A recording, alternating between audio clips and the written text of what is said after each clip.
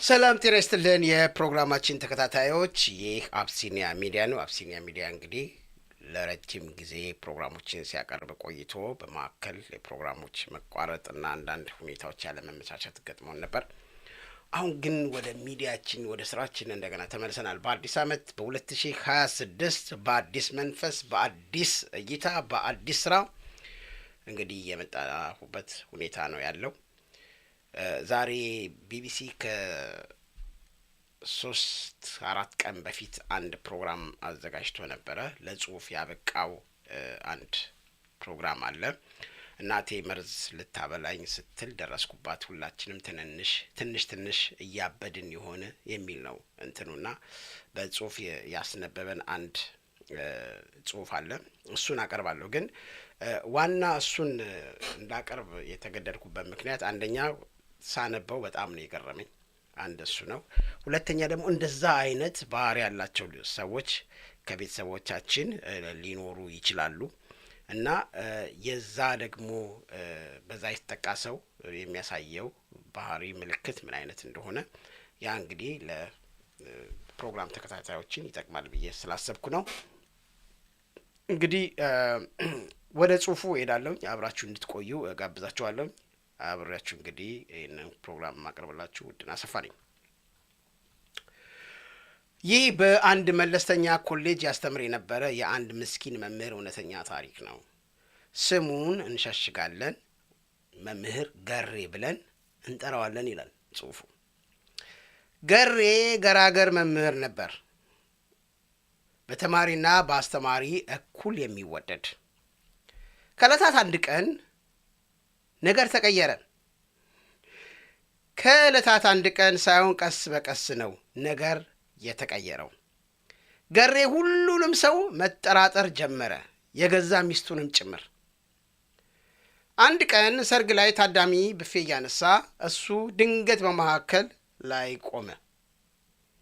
ባለቤቱ ግራ ገብቷት ገሬ አንሳ እንጂ ምን ያፈዛል አለችው።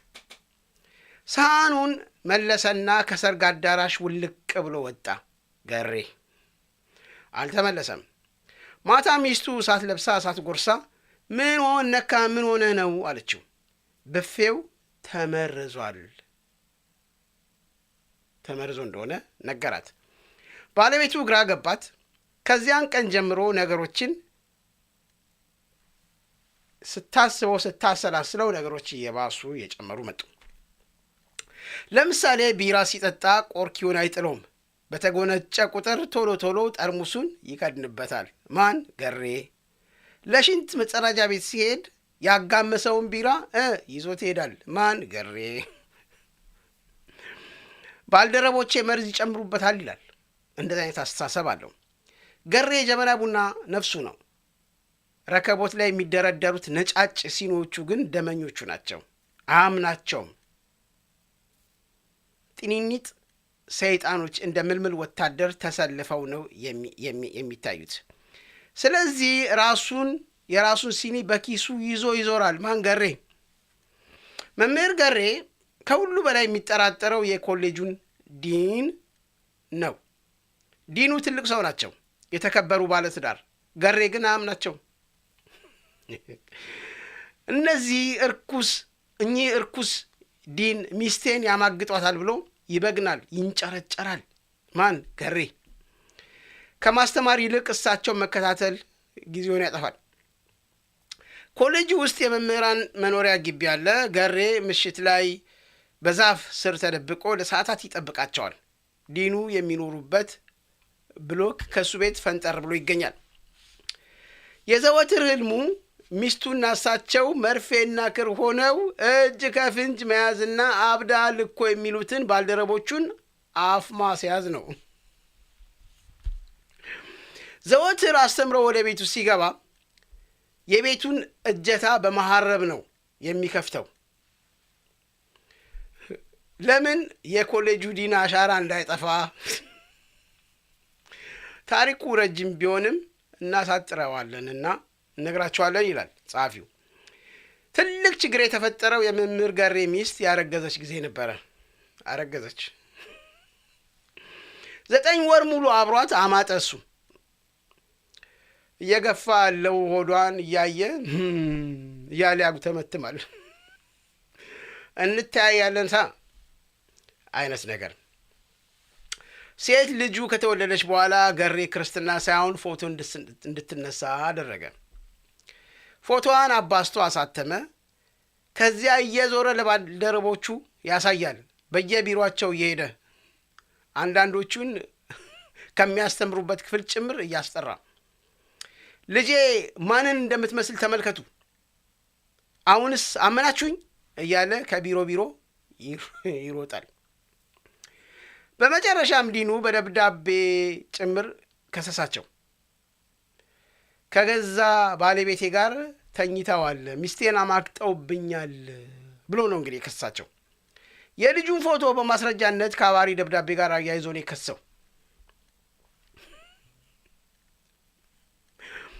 ሚስቴ ጥቁር ናት፣ የተወለደችው ልጅ ቀይ ናት፣ እንዴት ይሄ ሊሆን ቻለ እያለ ገሬ አበደ። አይ ገሬ! አስገራሚው ነገር ዲኑ ጠይም፣ ገሬ ግን ቀይ መሆናቸው ነው። ይህን ግን ለእርሱ አልታየውም። በዚህ ሁሉ ዓመታት መምህር ገሬ ሕክምና አግኝቶ አያውቅም። አሁንም ላይ መምህር ገሬ ምን ደረጃ ላይ እንዳለ አይታወቅም።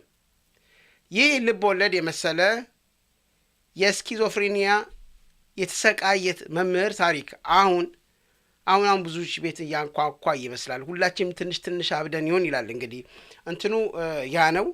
በጣም የሚገርመው ስኪዞፍሬኒያ የሚባል በሽታ አለ።